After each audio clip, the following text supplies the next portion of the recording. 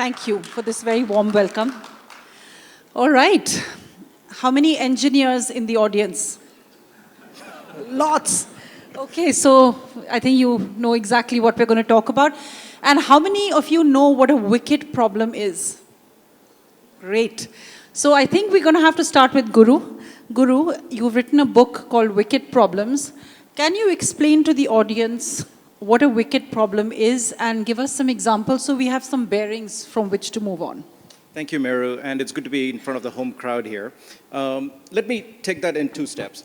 First, by making the baseline points here, thinking about engineering only in reference to technology makes no sense if we ignore the sociology. That is akin to thinking about evolution only in reference to biology and not culture, and thinking about economics only about rationality and not about behavior. So let me make that point very clearly. Sorry, Guru, can you hold the mic a little bit closer? Okay. And the second aspect relates to the fundamental identity that engineers carry and project with. Engineers love to characterize themselves as problem solvers. That is a primordial identity. I too was indoctrinated that way, but that's where the trouble begins, which takes me to the second step. Because engaging with wicked problems, which we will get to, first requires us to engage with the types of problems that contribute to wickedness. In essence, we have to engage with the inner nature and character of problem sets. That requires a very different type of thinking than what most engineers are normally expected to carry out in form of their duties, responsibilities, employments. So the first type of problem is a hard problem, which is utterly bounded. They are usually defined, pre-specified by customers, clients, consumers, you name it. And each and every problem in a hard problem can ultimately lead to a literal solution. If you have used your smartphone to check into a phone or used your QR code to order tacos, you have engaged with a hard problem. So you can literally, mathematically, materially, chemically actually solve a problem with the worldview that a best possible outcome is out there and is possible to achieve. This gets a little bit more tricky when you get to the next class of problems called soft problems, where human behavior comes into the picture and the political and the psychological variables alter the situation. Making a car is a hard problem, but managing a city traffic is a soft problem, which is ironically a harder problem. So you have to think about this. And that's where the softness of the problem increases when you think about how do you price for reducing congestion in a way, and what are people willing to pay for it. That ultimately comes down to a form of the value situation, how individuals value time.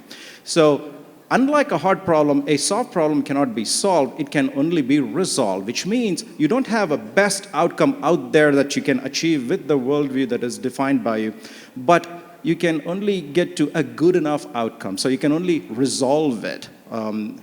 The third class of problems is a messy problem, where the hard problems and the soft problems interact to produce issues that ultimately relate to personal value systems, cultural belief systems, and so forth.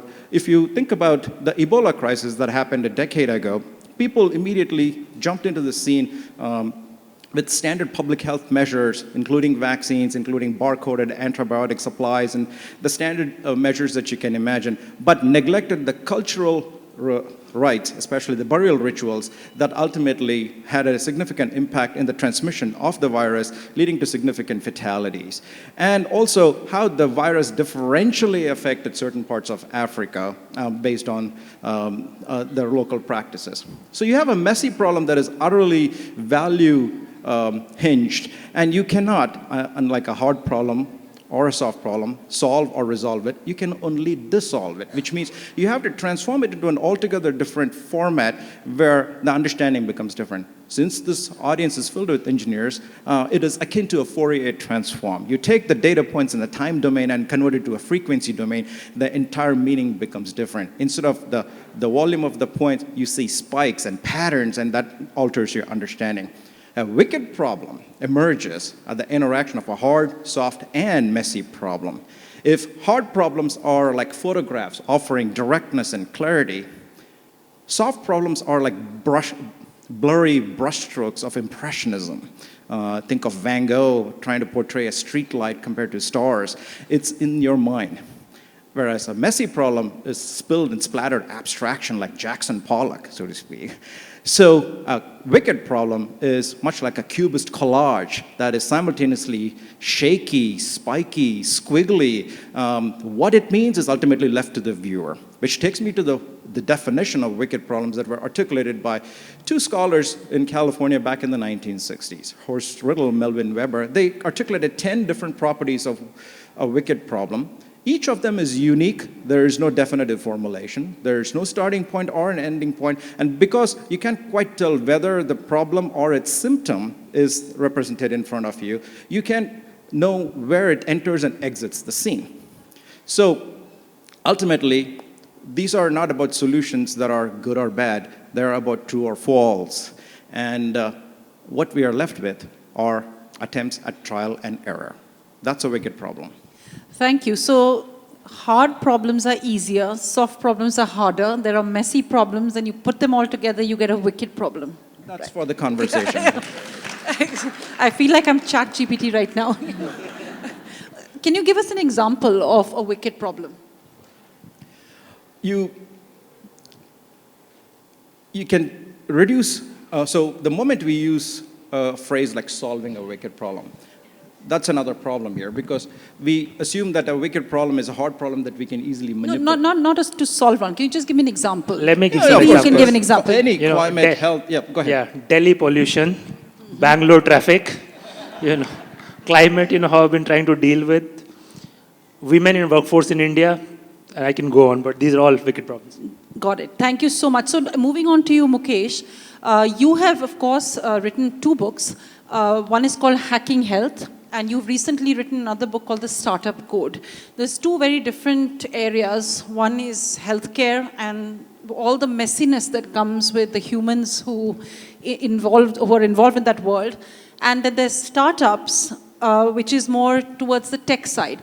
Can you give us some examples of wicked problems in healthcare and wicked problems in the startup industry? Right, so how many people in the audience think you have perfect health? Raise your hand. So yeah, that's your wicked problem right there, Who wants good health? Right. So all of us want, but it's so hard. And that's what led me to write my first book. Now the second book. It's a 350-page book, but I've summarized, the entire book is just 6 words. Eat less, sleep more, always move. We all know what the answer is, but I think he mentioned a social, cultural context.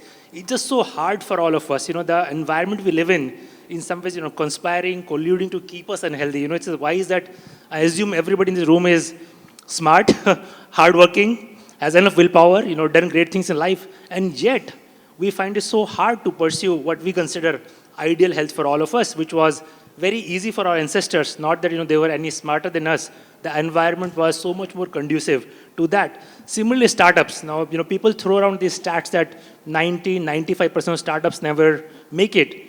Now, Meru, you have recently started a startup, right? And you will go through the journey of ups and downs and so on. And mostly, again, very committed, hardworking, smart people start a startup, and yet 90% of them fail. Because it's again so messy. I'm somebody who's been around startup for the last 25 years, and I've finally realized there is no formula. Then startup code, while people may pick up the book thinking, I may have some prescription of how to build a great startup, but the whole point of the book is it's such a complex, messy, wicked problem to create a company from scratch and with limited resources, a finite amount of time, competing with some of the best companies and people in the world, and what are the various patterns and mental models one can think about. So yeah, we are all surrounded by a lot of wicked problems. Thank you so much. And both actually written 3 books. And The Startup Code is an absolutely fantastic book, and I read it while I'm building a startup, and it found it very helpful because you actually address this messiness of life. And luckily, I come from an industry which is very messy, publishing. So it's very, very hard to sell books. So, my expectations were in the right place. Peeyush, let's move on to you. You are, of course, you worked in the tech sector. Can you tell us about the kind of, in tech, there's this famous phrase which everybody knows, that move fast and break things. And there is this culture of disruption. And do you think, how does that relate to wicked problems? Is that a good thing or a bad thing, or is that a wicked problem of its own? I think, first of all, thank you. Maybe the company that comes from might be a little wicked. We're not going to put you on the spot. No comments there. So I was thinking about this messy, soft, hard situation. I think when people embark upon, I mean, for example, when we started thinking about building Google Pay, or when we saw everybody using Nokia, I'm sure you guys remember there was a time you were using Nokia, and we tried to figure out how can we get Android to work at that price point. They were all, in retrospect, the wicked problems.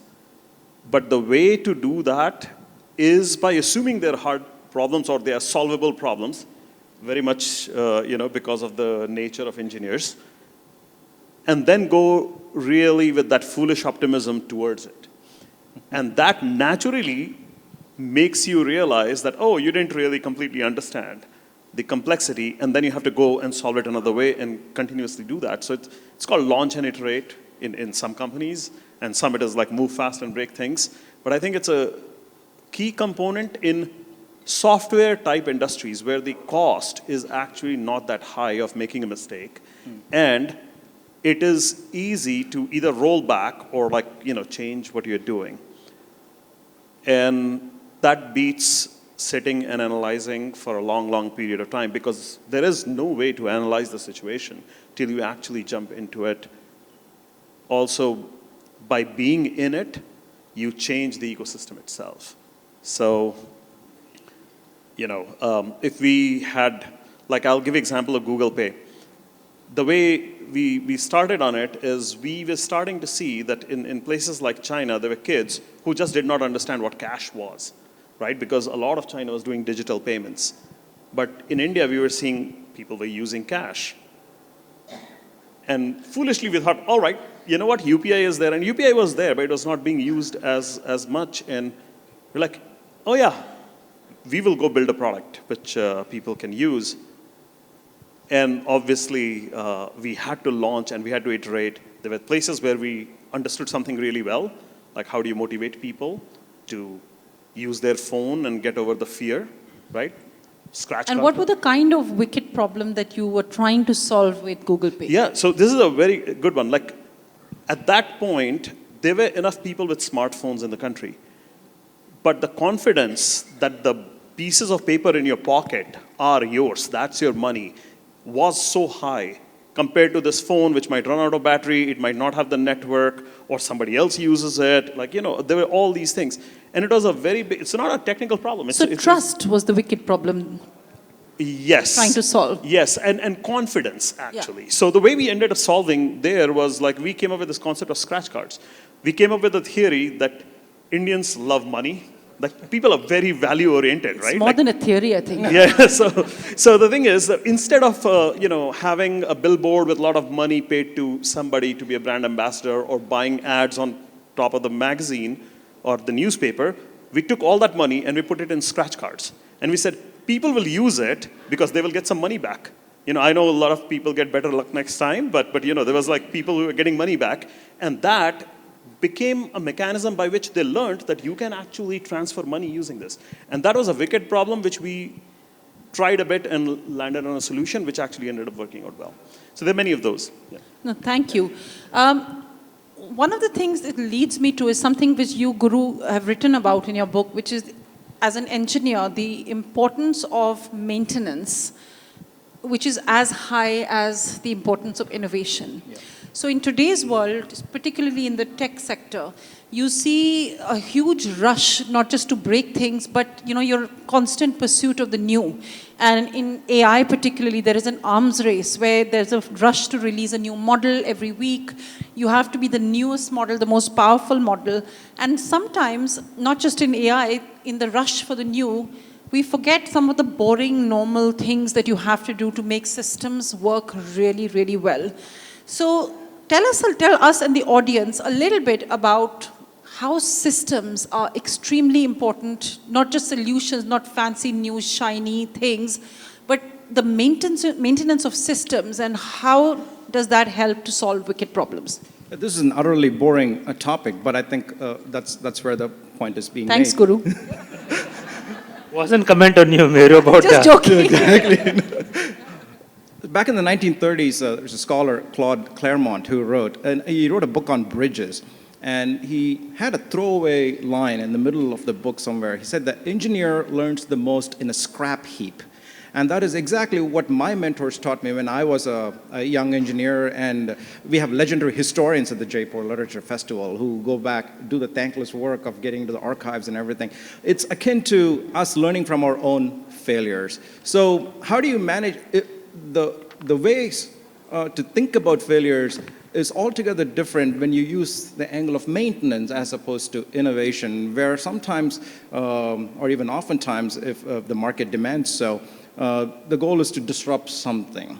And maintenance is a much older notion, perhaps even the original notion. Not too far from here, Rajasthan, our ancestors 6,000 years ago built the Indus Valley. Now, this was a pre-zero society. Who taught them to emphasize first on building an infrastructure that focused on sanitation and clean water? Every household back in Mohenjo-daro had a water-based toilet and latrine. And they all connected using tapered terracotta tubes to a sumping location. And if you look at the grid planning system very deeply, and there are some archival work that are underway, how is this different than modern New York City minus the skyscrapers? So if you think about it carefully, even the original notions of systems engineering, civilization supporting type work are all rooted in maintenance rather than innovation. In fact, the word innovation, if you look at the Latin roots of it, is based in maintenance, which is to care for.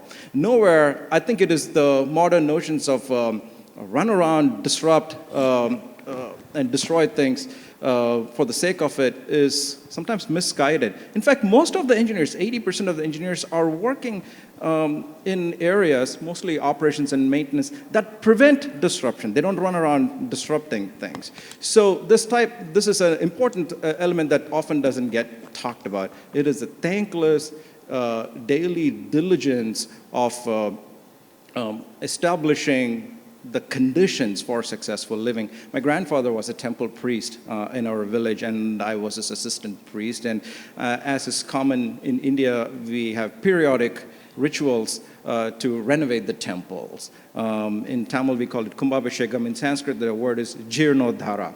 Jirna means digest. Udhara means advance. You digest and advance, you digest and advance. This daily ritualized act of renewal, renovation, revivification is integrated into the scriptures. Jewish philosophy has tikkun olam, which is the conscious duty to repair the world. And that takes us to this notion of what Stephen Jackson has called the broken world thinking. Engineers start with the idea that the breakdowns in society are all due to the fragilities. Nothing is permanent, and how do we deal with that dynamic from the get-go? So maintenance is as crucial, but it is completely underrepresented, underappreciated, undiscussed in popular culture, and I think we need to focus more on that. It's the idea of focusing on the vexy rather than the sexy. Thank you. It's so interesting what you said about the Indus Valley, because in a way, what wicked problem what they're trying to solve, it was death and disease. And brings me to my next question to Mukesh, who recently met Brian Johnson, who many of you know is the person who's trying to disrupt death. And are you all aware, has anyone seen the new Netflix documentary? Yeah, not that many people actually. So Brian Johnson, as you all know, many of you know, he is a tech entrepreneur in Silicon Valley who is trying to live forever. So is he trying to solve for the wickedest problem of them all, death? What was it like to meet him? And do you think things like death are wicked problems, or should we not look at them in that way? Let me first acknowledge that, in some ways it's very pleasing to see that only 2 or 3 hands went up who have seen the documentary, which means, there's a more culturally evolved audience where, matter of perspective and clearly not thinking about death as a wicked problem to be solved. Now, Brian is somebody who has put, this dialogue about death, longevity front and center. He is an outstanding content guy. His social media game is up there. So I think those of you not aware of it, he's been for last 4 or 5 years on this extreme regimen of testing, diet, fitness. He supposedly invests about $2 million a year in trying to become immortal in some ways. In the process, he is pushing the science forward. He's basically this N of 1 test case where he has got all these doctors, scientists working with him, experimenting, measuring everything. I had a great conversation with him. I think despite his, online he talks about blood plasma transfusion and this, that, but in person he's a very grounded guy. So overall, that was just good thing to find out. Okay, he's a normal person. He's trying to do something different. My take from that is, see, death has always been very important for human societies. If you look into any ancient wisdom, deep thought, this idea of death keep coming back. Stephen Covey's beginning with the end in mind. In Tibet, there is the book of the living and the dead, right? And mostly you meditate about how are you going to meet death when it happens. Steve Jobs, used to talk about that. If you look yourself in the mirror and say, if this is my last day of my life, what will I do? So I think death, in some ways, important for all of us. It's something which is obviously inevitable, and one out of many takes on death is this solvable? So I think probably going back to Guru's metaphor, a lot of Silicon Valley engineers have kind of taken it upon themselves that can we solve death?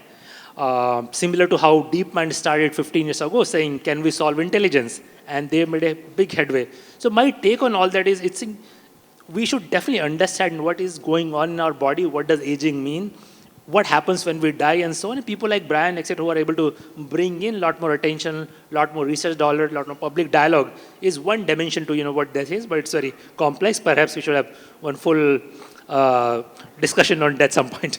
Yeah, absolutely. And also it's a kind of problem, it's a wicked problem, but should you solve it? Because imagine if we all live forever, what are the kind of wicked problems which might get introduced if we were to all live forever? I don't think anyone today in their right mind believes it's solvable. I think at best, people will figure out how to prolong the lifespan by under 5, 10, 15 years and so on. But I don't think, I've also talked to a lot of scientists who are working in aging longevity field. I've been to many such conferences, and no one really believes that we are anywhere close to understanding aging at death. In fact, lifespans are decreasing, not increasing in many parts. Yeah, because in our lifestyle, look at, the going back to my first question, all of us are surrounded by, just things which are all bad for us. And hence, I don't think, lifespans are about to increase anytime soon. So Peeyush, I want to talk to you about something which is, which you know a lot about, which is AI. Everyone in the audience and everyone in the world is talking about it. No one quite knows whether AI is a wicked problem or is it a solution. Which one is it? And in the rush to, make something new and sort of the arms race, which we are all seeing, what are the kind of problems this could introduce which we don't already know? I think it is a wicked problem if we observe what we thought 2 years ago or 5 years ago, what it'll be like and how things are progressing. It is clear that the ramifications, both technically, like it's not a technical problem to go solve, but also as it starts to take a certain shape, there are social, considerations. There are people who are worried that, is this taking my job messy away? Things. Yeah, exactly. The biggest irony here is that the people who are building it are the software engineers, and what AI is the best at is actually writing code. So, it's a wicked problem. So we all have a death wish, basically. Well, the thing which I feel is like, we don't know what the eventual end thing will look like, but it is actually just like, if you try to solve Delhi pollution or anything like that, you will end up doing a lot of good things, and there will be ramifications of that, right? Part of the reason why lifespans are decreasing is because we made food really easy for everybody. Nobody should die of hunger. But a lot of people now have energy toxicity and metabolic disorders and stuff like that. So all of these things, AI is in the same state. I think It'll get better and better. It'll get cheaper and cheaper. It'll show up in all our lives. It'll be a tool which helps us do things, much more effectively and productively. And at the same time, a lot of people will have to figure out, how do I add value in society? So I think Got it. And with an eye on time, I'm going to ask each of you one last question, and then we're going to open it up to the audience. So while I'm talking to them about their last questions, do think of some interesting questions. So Guru, I want to, you wrote an article in the Financial Times recently, and to use a software startup word, it's about Emperor Ashoka's pivot from warrior to community builder. And in this case, there was a wicked problem, death, warfare, which led to something good in his case. So can you also, three of you, give me some examples from your domains where you have seen something bad give birth to something good? Well, let me touch on the points that Peeyush and Mukesh made earlier, because it directly relates to my response about Ashoka. We talked about death, and that had a major role in Ashoka's moral awakening, basically, the rampant destruction in Kalinga. Yeah, exactly. And it's like, I started off by saying that each wicked problem is unique. Death is a universal element for each of us. So therefore, it disqualifies the definition. In fact, life is a wicked problem because each of us live our own unique life. I think huge round of applause for this, please. Absolutely, life is the wicked problem. How do we manage ourselves and how do we be responsible to society is the challenge that we all have to reflect on, which takes me to the AI point here. Too often, it's happening here, everywhere. I've been more interested in the other AI, the ancient intelligence, which our own forefathers have left behind. And that takes me straight up to Ashoka's story. And of course, we are living in a conflicted world. We cannot deny that fact. How can engineers think about what's happening in Sudan, Gaza, Ukraine? And these are questions that I know engineers may personally reflect on, but through their positions of employment may not be in a luxury to do so. In fact, if you look at the very origins of engineering, and the reason why we even have a term civil engineering is to connote the deep connections between engineering and conflict as a servant of industry and following the forces of what's demanded as a requirement or as a spec from the society, whether we like it or not. So that took me to the idea of, can you actually engineer peace? And if so, can we do so in the ways we do regular works of engineering on a day-to-day basis, whether it's a control systems engineer, someone who's focused on developing new transducers for a power generator, or developing an app elsewhere? Can we incorporate the notions of peace as part of the day-to-day work? That allowed me to reflect on, is peace an abstract ideal that is untouchable, maybe in the messy domain with a lot of abstractions, or is it literally the infrastructure that we need to make and maintain?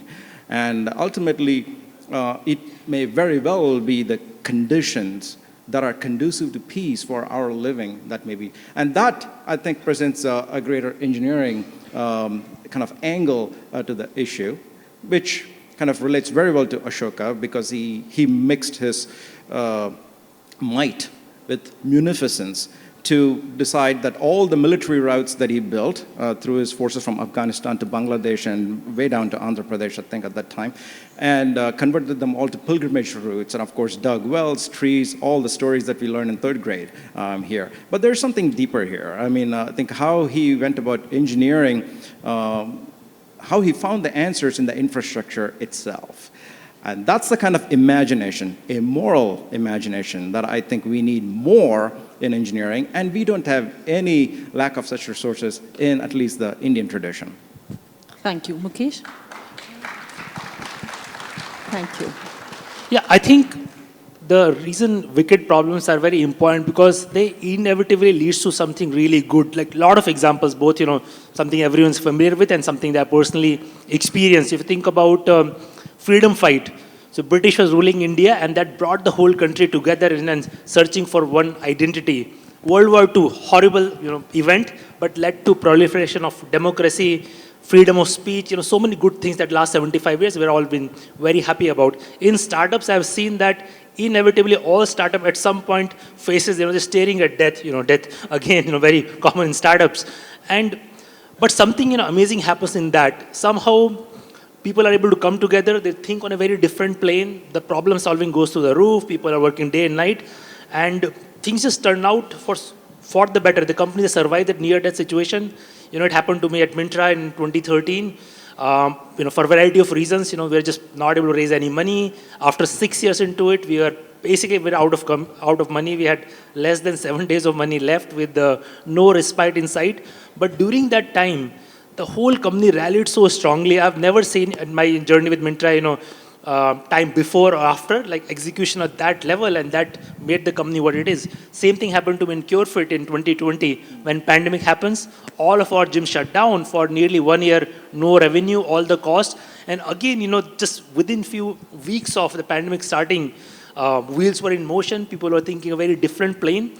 So I think the reason I mentioned that is these kind of wicked problems, when they're upon society or a company or individual, it forces you to marshal very different kind of energy, which you will not do otherwise. So in their own way, wicked problems, do their job in making the world a better place. So maybe it's a pain as a portal to something new. Yep. Thank you. I couldn't agree more. I think like every experience in a successful product which we have built, I felt that constraints, not really having the freedom to do a lot, has created amazing creativity. Yep. I was thinking through which example to give, and there's so many of them, but I will pick one from the recent past, and maybe I'll talk about a very topical thing which people might be interested in. But in recent past, if you guys remember, there was a time I talked about Nokia was the phone a lot of the country was using, and we were trying to figure out how to get everybody to switch over to Android phones. Things like Moto G, Xiaomi, all these are now very popular. But they were not at one particular time. And we built a phone which was very good. It was called Moto G, and we wanted to distribute it.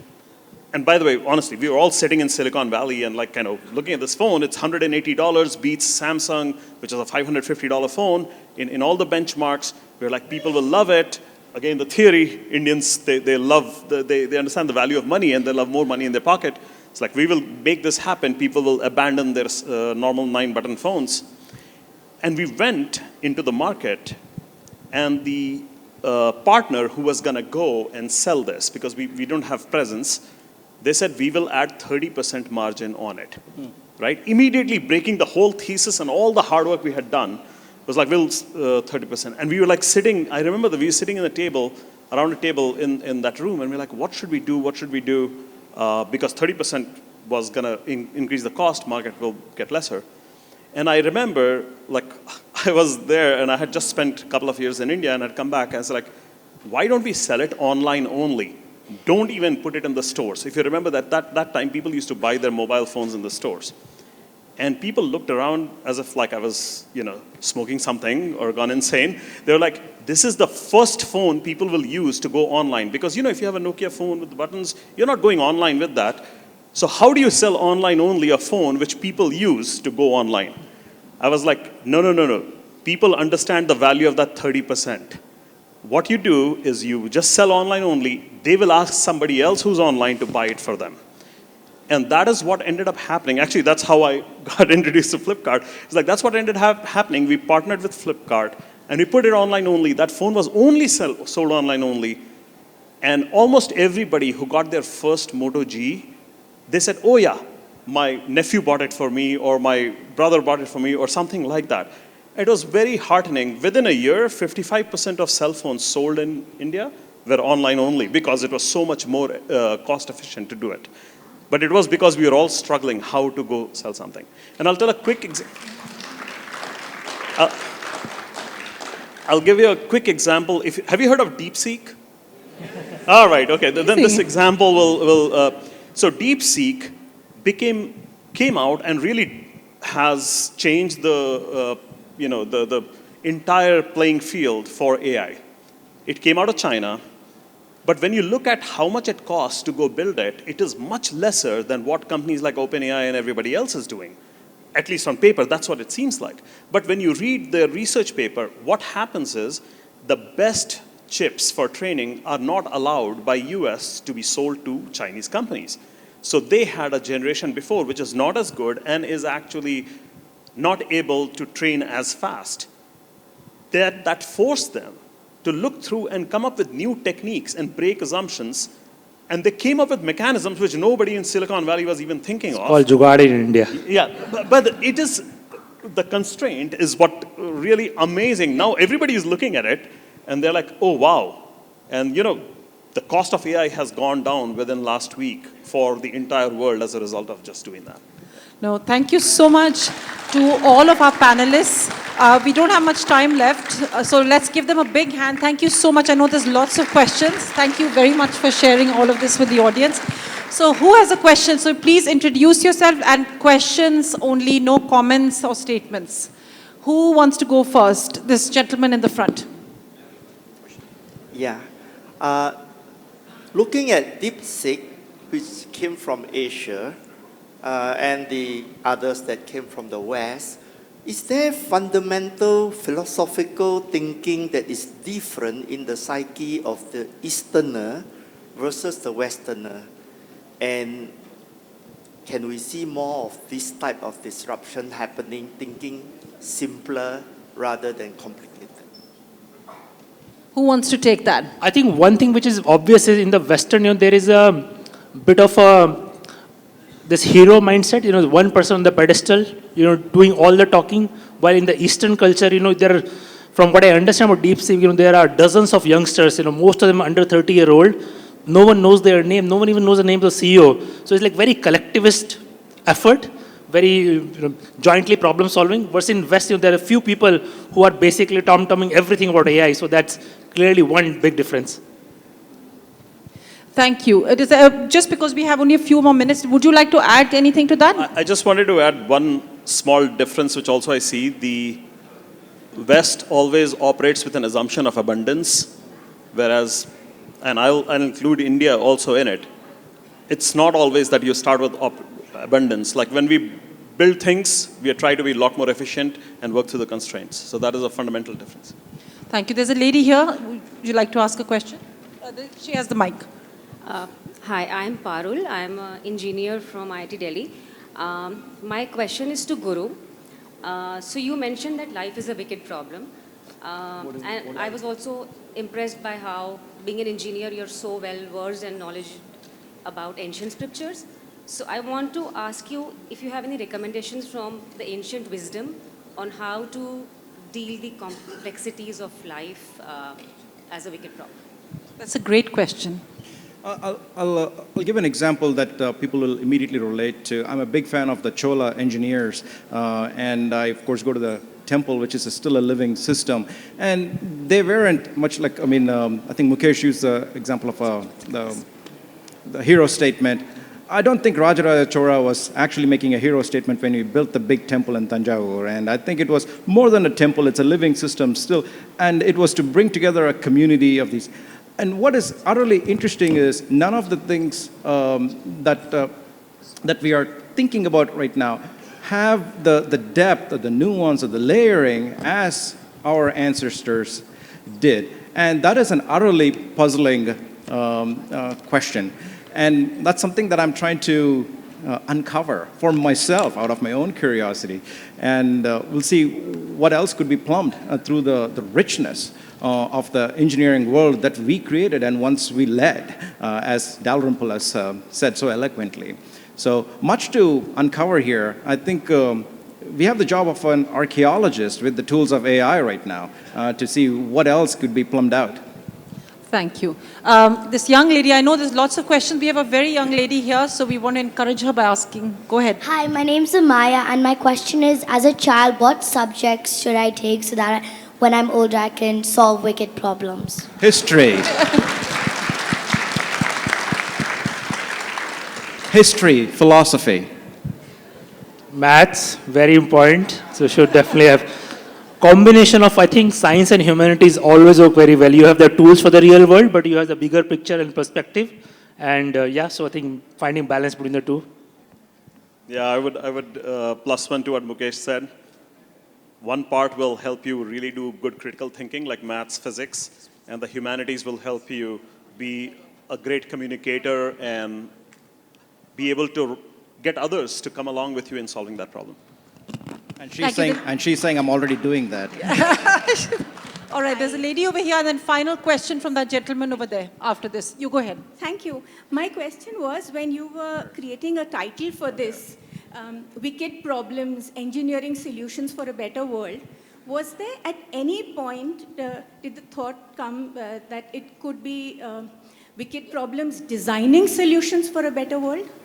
Well, actually, we didn't come up with the title. So It's just that because the whole approach was to Wicked Problems usually is a design-led approach, right? Not an engineer's, because that's would anyone like to solution-oriented. answer that? Sorry, with an eye on time, we have time only for one more question after this. Would anyone like to answer?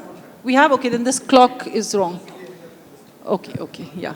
All right, yeah. Okay, we have time, guys. Yeah. Does engineering solve for the biggest problem of economic disparity among citizens or nations? That's one question. Second, for the organizers, for the anchor specifically, how do we solve for the problem when we want to attend multiple sessions simultaneously, but we can be only at one? That's a great question. Which of you wants to take that?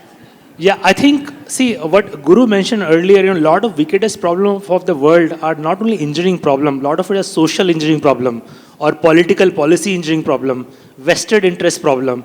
So navigating all of that, I think we have seen time and again, when we are able to solve things at a policy level, bring people together, I don't think any problem is beyond humanity. But we are often so divided. There is no consensus. One person is trying to pull other person down and so on. So engineers, they watch it helplessly, but you bring them together in the room like DeepSeek again, give them just enough resources with a lot of constraints, they are able to really make their effort count. Yeah, one thing I want to say, which you said, that disparity and the wicked problem, I feel like society has been trying to solve this a lot in various forms of administering the society to decrease the gap. And this is clearly a very wicked problem, because when you actually go really hard, you do create uniformity, but there's a disparity between the administration and the society.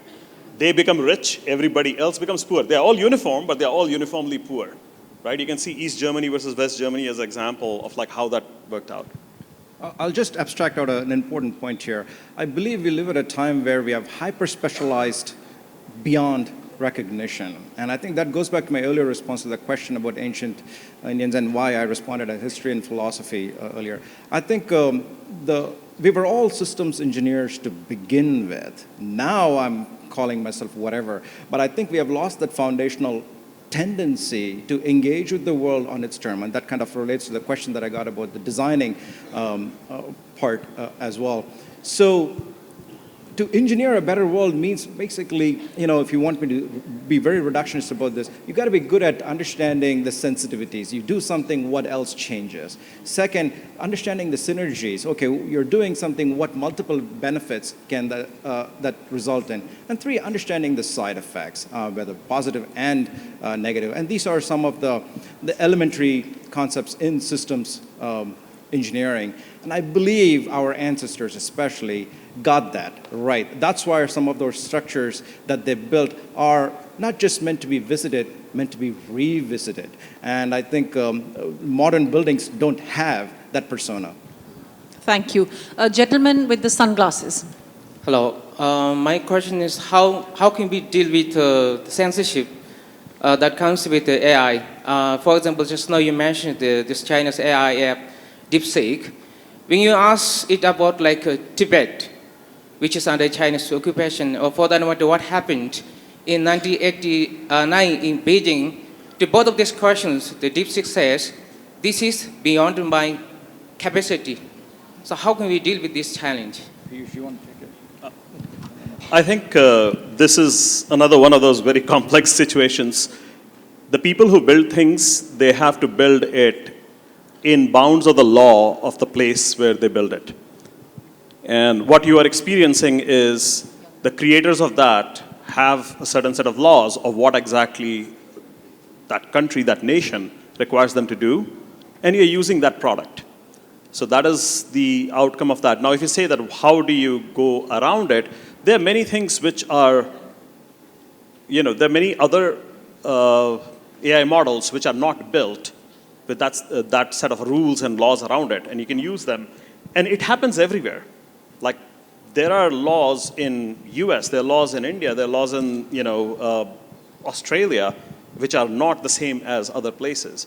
And when you use a product from there, you actually end up seeing that delta, and it has to localize for that place. Yeah, for your 2 questions, just ask GPT, it'll give you a very accurate answer. Also, just to add to this, when you run DeepSeek locally, it does not have the same guardrails as it does when you use the web app. So actually, if you run it locally on your computer, you might find it has a different answer. And when you do, you must let us know what it is. Sorry, just with an eye on time, we have one final question. Since we had a young lady, now we have a young man over here who has a question. What's your name? My name is Ishan. What's your question? Yeah, so this talk centered so much around problems. So as an engineer, in simple terms, you have to find the right problem and find a creative solution for the problem. And my question is, how do you identify the perfect problem to solve? And yeah. Good question. Very short answer. I think look around you. Most of the time, we have problems just staring us in the face. And that's the problem. We have very first-hand feel for those. And solving those, we can also see immediate benefit for that. I think so that's just being out there, immerse yourself, be a very acute observer. A lot of entrepreneurs find problems in their everyday life, and they ask the question, if I solve this, will it make my life better? And generally, it also ends up making millions of other people's life better. So that's, Peeyush? Yeah, actually, this thing is something we spend a lot of time on. The simple mantra is somewhat like what Mukesh said. Don't think about technology. Technology is a means to an end. Think about what will make people's life better. What is the pain they have regularly? What are the ways? Think of what are the ways their life could be better, even if they don't realize there's a pain right now. And that observation and introspection, and also, along with that, a little bit of vision of what is thinking the impossible, right? So I think if you take that, you will easily land on problems. And then the next question will be that, are you willing to go head first, into that? And I'm struggling with the source, but let me make it very brief. I'm not sure who said this, but the greatest words in science or scientific thinking were not eureka, as in breakthrough, but that's interesting. That's where it begins. Thank you so much, and we're out of time, but thank you to our panelists for such an amazing discussion and being so generous with your thoughts. It's a wonderful session.